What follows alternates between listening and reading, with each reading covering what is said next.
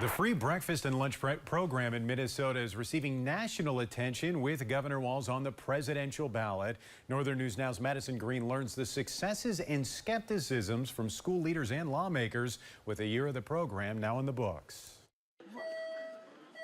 Whatever grade students are entering this fall, all students in Minnesota are entering year 2 of the free breakfast and lunch program. There would be some families that, they might have a lot of pride and not want to have to sign up for free noodles lunch. They can make it, or they believe they can make it, and they do. They struggle through even if it's a hardship. So I think this has helped a lot of families.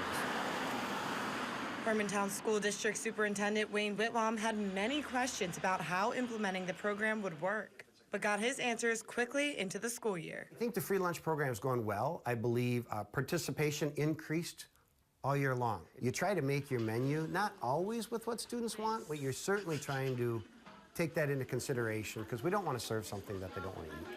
However, Whitwam expressed concerns about not being able to serve anything at all if the state legislature does not fund it beyond the 2024-25 school year.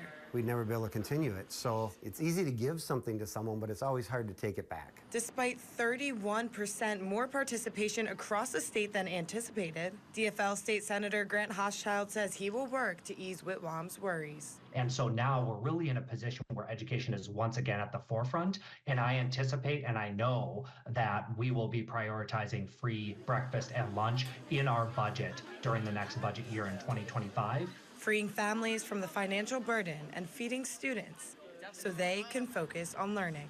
In Hermantown, Madison Green, Northern News Now.